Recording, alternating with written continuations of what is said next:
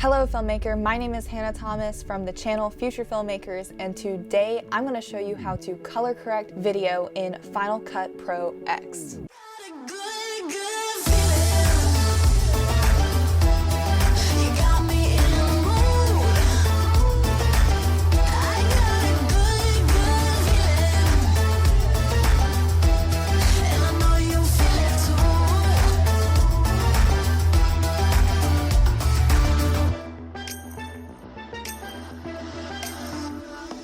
To show you how to color correct, I'm going to break down what tools I use to fix 3 videos from my most recent wedding film. This will show you how to color correct underexposed images, white balance, color in specific parts of the frame, and more. At the end of this video, I'm going to show you how my final wedding video turned out, so stay tuned for that. So getting right into it, this is the first video that I'm going to color correct for you today, which will show you how to balance color.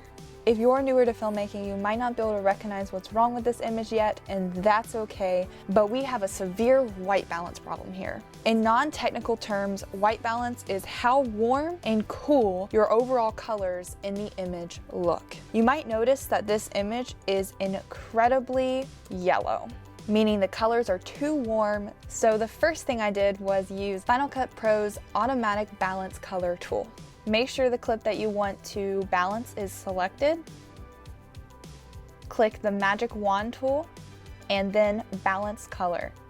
So immediately you see we are making some progress. For your video, this may be enough. It's been enough in the past for some of my videos, but I noticed that her skin still looked pretty yellow, so this was not enough for me. So next, I balance the color some more manually. Go to your color grade tab, click no corrections to pull down the tab of your different correction options. Go into color wheels, scroll down to temperature, and move this scroll bar to your liking. Moving to the right warms it up, moving to the left cools it down. I set the bar at about 4,000 because I thought this gave the most balanced color. If you click on and off on the check mark, you can see what changes you made. The last thing I fixed in this specific video was the exposure. Weddings are exciting, dreamy, magical, so wedding film editors like that final edit to be bright, to convey happiness and romance. This image was just a little too dark for that type of mood, so I went into color boards and adjusted just slightly the brightness of the highlights and the midtones. So click down on your drop-down menu again, go to color board. Moving this changes the brightness and darkness of your highlights, this your midtones, and this your shadows. Notice that moving up brightens and moving down darkens. Notice that small movements do make a big difference, so do not go overboard with this function. I just moved the highlights up slightly to brighten, then I moved the midtones up slightly to brighten her skin because skin tones lie in the midtones. So here's what I started with, and then after all my corrections, this is what it looked like. Moving on to the next image. I actually did a poll on Instagram. Follow me on Instagram if you don't. And more of you liked the original video before the correction better. So, whoops. But that just goes to show like how opinionated this process is. Do what you think looks good. I guarantee you that you don't have bad taste, so don't be afraid to just try different things. Now I'm going to teach you how to fix underexposure without flattening your image and how to adjust specific colors in the frame. The first thing I noticed when looking at this video was it was very, very dark. Going back to color correction, make sure you're under the tab exposure. I brightened the highlights, actually a lot, and the midtones. I left the shadows alone because I still wanted there to be high contrast between the light and the dark areas. If I move the shadows up, it really flattens the image, and that is not what we want. The next thing I noticed was that their skin tone was just too red. And what really made me feel this way was when I was watching the full video. In other shots from that day, they were less red than in this one, so I knew I needed to fix it. And that's really the heart of color correction, making all your footage look similar so it's not distracting to your audience. To get rid of the redness, I went back to my drop-down menu, added a hue/saturation curve. I went to the color picker tool under hue versus saturation. I clicked the color on their skin tone, which told me exactly where that color lies. Make sure you're moving the middle dot. Then I moved it downward, which desaturated their skin tone just a little bit to make it less overwhelmingly red. Again, if you move too much, you risk messing up the colors. For instance, it takes out all the colors, making their skin tone black and white. But you know, maybe for another video, not a wedding film, this might be the look you're going for. If you want to remove a certain color and make it black and white, this is one way to do it. The last thing I did is I went to my color curves and I created just a tiny little S curve using this Luma curve. So move up the highlights and move down the shadows. And what this does is it just creates a little more contrast between the light and dark areas to make sure your image is not as flat. This was my before image and my after image.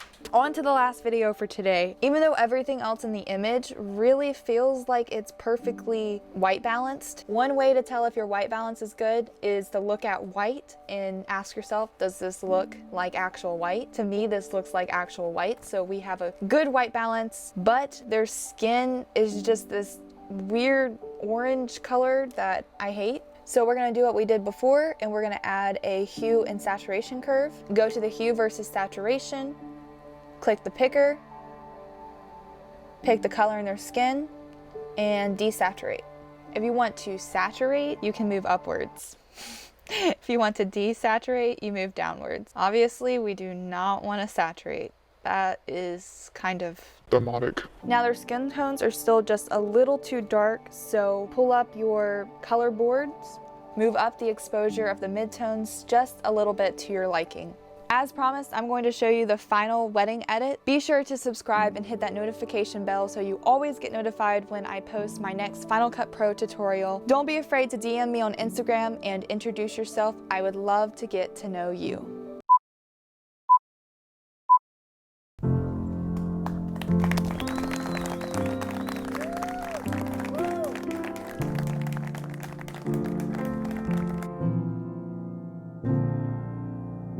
So ladies and gentlemen, please stand with us now in celebration and keep making some noise. They're married, y'all. It's an honor and privilege to present the newlyweds, Mr. and Mrs. Smith. Over and under, covered in light, sun sets the sky on fire behind, something unfolding, it's good and it's right. I'd give it all just to have you tonight when you say you're in love. Makes me come undone.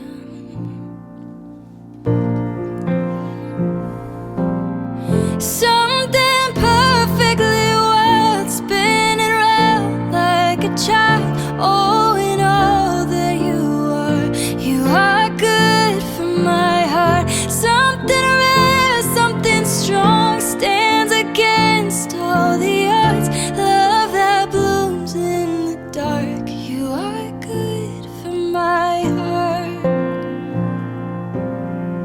Rick, you're my biggest fan growing up. You always helped me through a lot of things.